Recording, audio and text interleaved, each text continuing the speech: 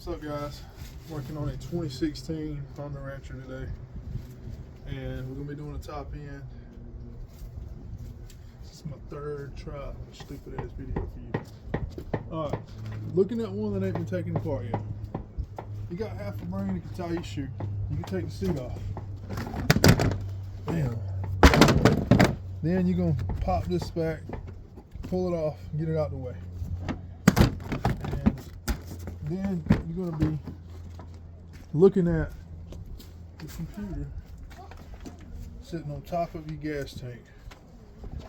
Take this computer, it's clipped into these two clips right here.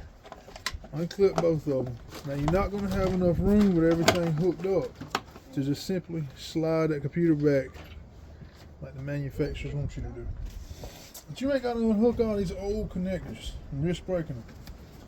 Take them clips and hold them back and slide that computer up a little bit, and it'll just fall right out of there. It'll be out your way. Up under the computer, you got a 10mm bolt right there. Right there. Pop it out. Boom. Now, this is loose. The only thing else holding this is this right here sits under that tank, and this is exposed behind the tank. It's got two push pins right here that push into that plastic piece. Just kind of pull it up. This is going to stay with the four-wheeler for now.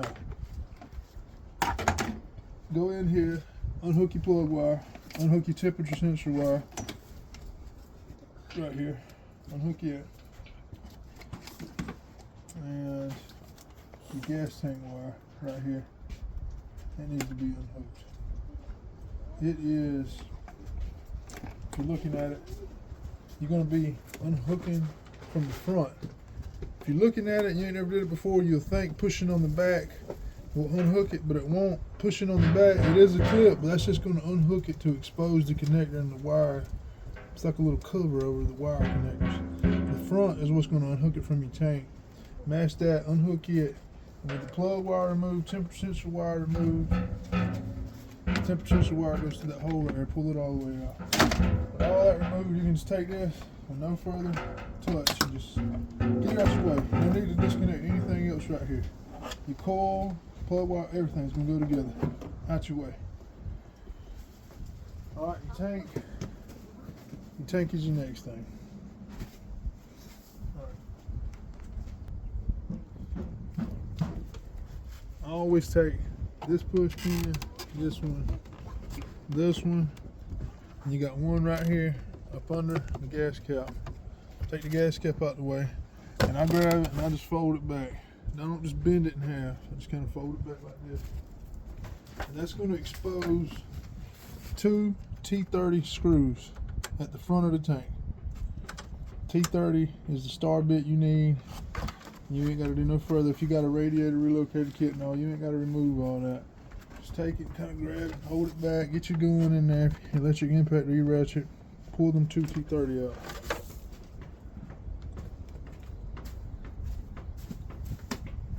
That's where they're at on the tank, right there up front. That's going to be your front of your tank sitting in your foiler like that. You got a 10mm there, and then you got the stupid cable. We'll just cut it. I think it's useless. But it's got a 10mm bolt that bolts to the frame rail right there. And I pull it out and I put it right back because it's an odd bolt. You get all three of them bolts out, all four of them out. You take it, slide it out. I put my gas cap back on without this on it. Put your gas cap back on it because when you're finagling it in and out of there, you'll spill gas if you got a lot of gas in there. And also your fuel line and your vacuum line. It's freaking rocket science right here. Smush that together, pull it back. And then your fuel line. Fuel line goes on there. It's got this plastic clip on it. Take this rubber piece, pull it back, match that clip together. Pull that line off. Stick that line out your way. Do not unhook it from your fuel injection assembly. Ain't no need for that. Lay your tank out the way. Alright, you're going to be looking at this right here. It's going to look like this right here. Sitting down on the motor. All nasty and dirty looking, probably. Take out all the 10mm bolts except for these two. These two do not need to be removed, and these two valve covers do not need to be removed. This is your spots where you would adjust your valves at if you don't know. Them two and these two right here do not need to be removed. When you get all them out, boom, remove it. Leave the bolts in it so you know where they go. I think most of them are the same size. I just lay it on a flat surface, kind of leave it up. Then you're going to have a metal gasket laying in there. It's reusable. I reuse them. It's metal. It's not armed. Lay it out the way. I'm going to put it back on there. Then you got two push rods. Don't worry about where they go, how they come out. They're the same size. Somebody's probably going to tell me I'm wrong. But I don't know. I've done a bunch of top ends and I ain't never marked them. I've just threw them back in there, put the foil back together, and it ran just fine. When you do put them back in there, I have had to open up the valve covers and kind of angle them on there, hold them together to line them up. But if you got the foil at top dead center, they won't have no pressure on them. And you can just slide them back in there very easily. I laid them to my side. Now, I got a broken motor mount on this four-wheeler, so I'm not going to remove it.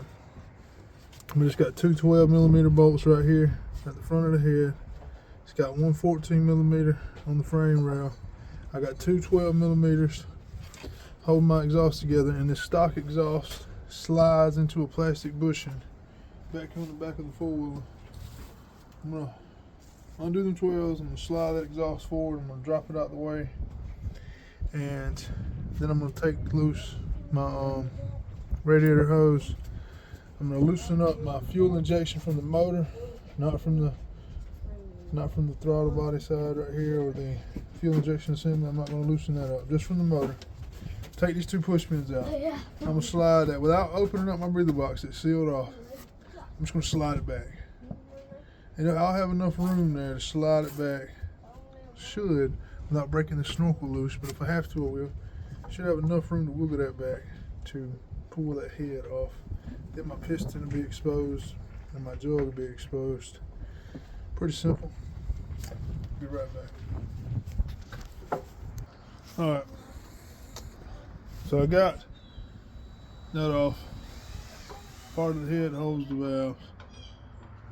And realized I'm taking that top radiator hose off right there on the thermostat. Put it up out the way, it didn't leak much water out. But when I busted my head loose, I had water coming out in betwixt the head and kind of flood my engine. So I ended up taking my bottom radiator hose off right here, pinching it off, kind of saving my fluid, hanging it up out the way. And you got to take this hose off right here. That's up under the thermostat housing, right there. Take it off, slide it off, and with your exhaust out the way, all them hoses disconnected. 1, 2, 3, 4 14mm nuts, and that one 12mm bolt. You pull that up out the way. Another thing to watch out for is your guide pins, I reckon you call them. These little silver things right here. So if you're doing this job, you're probably going back with a brand new jug. And on the bottom of this, right here, you got two guide pins. Kind of hold that gasket straight when you're going back together with everything, and holds everything center.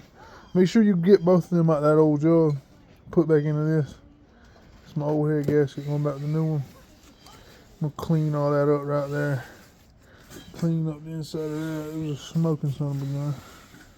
Probably flush my exhaust out while I'm at it. Clean them up. I don't know if I'm gonna do the valve seals yet. I doubt it. I knew this fool needed a top end because when I got it, it was locked up, had rust in the top end. I already knew that jug was scarred, but I unlocked it, managed to get it running. And of course it smoked. But another thing I'll tell you about these electric shifts. So if you have a problem with it shifting, of course you got your sensor back there on the back of the engine. That tells you what gear you're in up here on the screen. I think that's called an angle sensor. But that's the sensor back there on the back, under that drive shaft area, that tells you what gear you're in. But if you replace everything and it's still not wanting to shift right, you take that electric shift motor off and take that, what it's hooked to right there off, little cover right there. And with that electric shift motor off, that cover's only got 3 more 10mm bolts on it. It's got one right there, one below it, and one over here right up under the motor. Take that off, and there's a gear in there. And sometimes that gear strips out, it's about yay big, and sometimes the bearing in it wears out on the motor side. And it's got another bearing on the cover side. If that bearing's wore out on either side, that gear will get in a bind and it won't turn like it should. And yeah, I discovered after replacing all the parts, that's what was wrong with this. And it needs a bearing on the motor side, on the motor cover side, not the other cover that bolts in the front. That bearing's pretty good, and everything looked good on that side. But yeah, it needs that bearing. So what I did is I pumped that thing full of grease and lube, put it all back together, and it's been shifting all right. But I am gonna get a bearing and go back with it. I'll make you a video on how to do that. But yeah, this is my jug. So when you pop your jug out, kind of clean off every little piece of dirt and trash you got all around it before you snatch it up out of there. You don't want all that shit falling into the crankcase. So I'm gonna clean all that off, then I'm gonna just pull that up. Alright, jug's off. You can see that rust and the pitting and the damage and just turmoil. You can see the shape it's in. Also got a guide pin right there. The other one is on the motor right there. So if you're looking at it, it's going to be that one, that one, that one, that one. It's got the guide pins in it. No, I'm wrong, Anna. It is that one. That one above it. Yeah. 2 on the right side, my apologies. 2 on the right side. That one. And that one directly below it. Which is self-explanatory because the other holes ain't big enough. You see how that hole right there has kind of got a lip cut out in it for that guy pin to fit in. And there's also 2 10mm bolts right there. Got to come out. And this is trash. I'll take this guide pin out of it. Should be pretty simple. I just got done running this thing.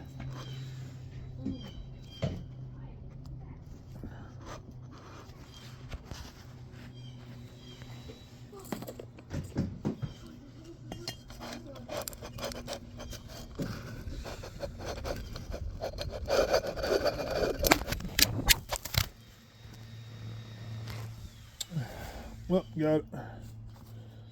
Keeping that bad boy there. Now, got me a nice piece of scrap iron.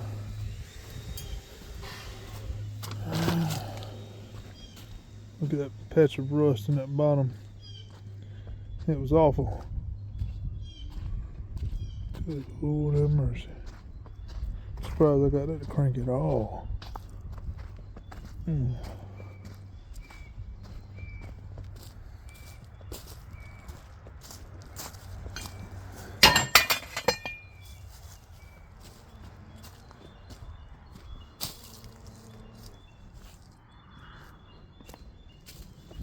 Alright, now we're going to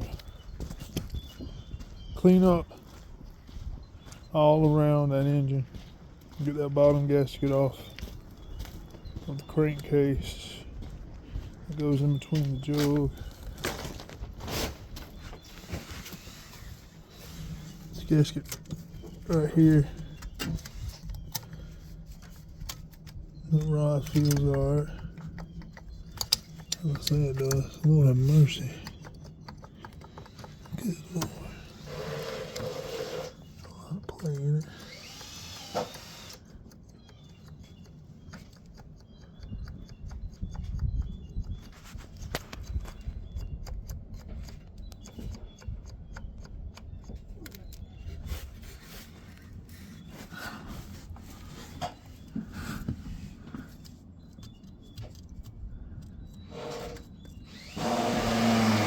That ain't good, my friends.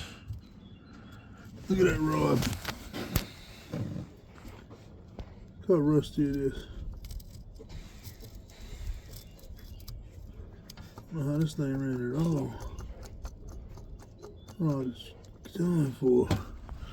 If you run in a situation like this, you probably need a crank and a new rod. But I'm putting this together and I'm gonna send it. That's what I'm gonna do with it. Yeah, I'm just gonna make that decision right now. I ain't doing all that. If it gets to the point that it needs a rod and a crank, I'll part it out and trash it. Keep what I need off of for my 17 model and trash it. My gosh, I did not know it was this bad shit. Disappointing. Oh well, shit happens.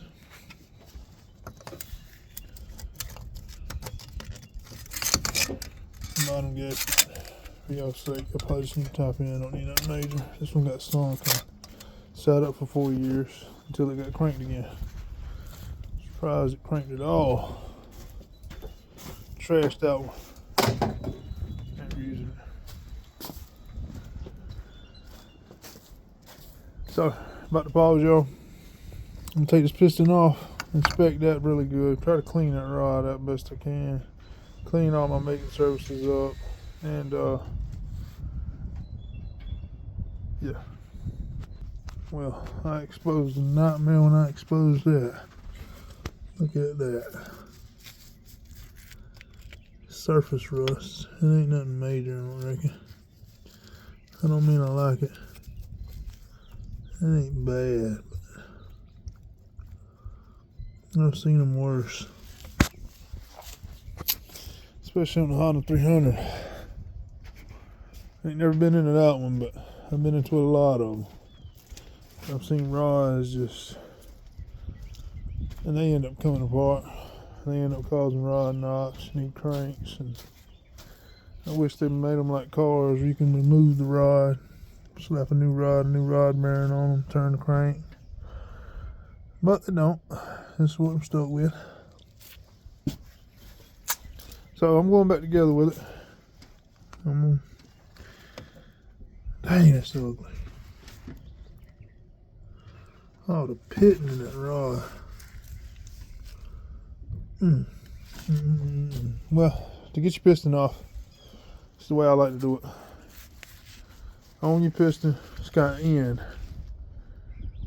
Stands for intake. Facing the intake. Like that. That's your intake side. Your exhaust is over here. This is your intake. Where your fuel injection and all of that. Pistons on that rod like that. I take that little pin out, you can barely see it right there. Slide your little pick in that hole.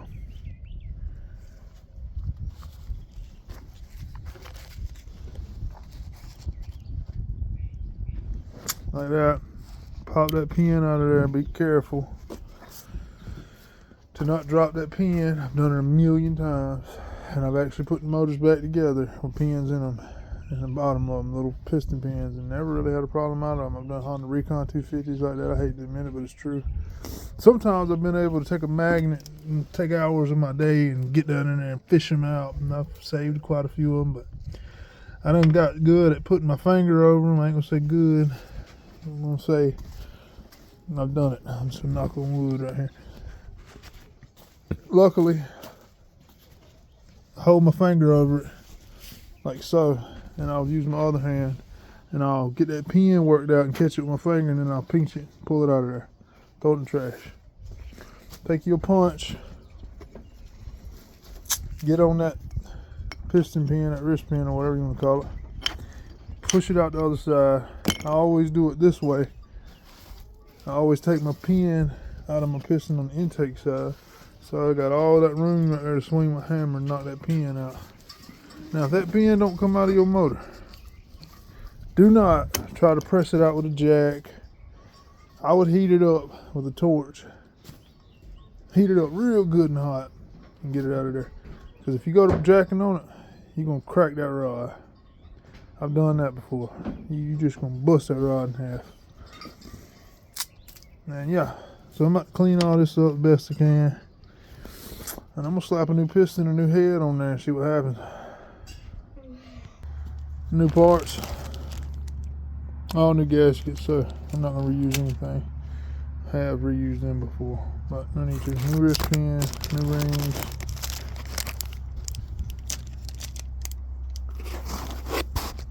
Don't lose them babies there. Beautiful. Beautiful, beautiful, beautiful. They even put some gasket maker in there for me. Fancy. Fancy. Beautiful foil. I hate it's got a rusted rod in it. Got a gear reduction in it and all. I rode it at the mud bog. Gave it immortal hell. Held it on the rev limiter for a long time. So glad it didn't come apart. I don't think it's going to take a whole lot for that to break. I don't know. Might be tougher than it looks. This is just suffers rust. So, about to go ahead and take this piston up out of this hole. This is a Honda 500 top end. I was told by word of mouth that a Honda 500 top end will go right on to a Honda 420. So I'm going to find out. Let's see how much bigger this piston is compared to the old piston. See if I can give y'all a good visual here without getting it too dirty. I'll lay it right there. So there's a supposedly Honda 500 piston. This is the old 420. Center it up. Don't look no different, but it is. It's slight. A little bigger.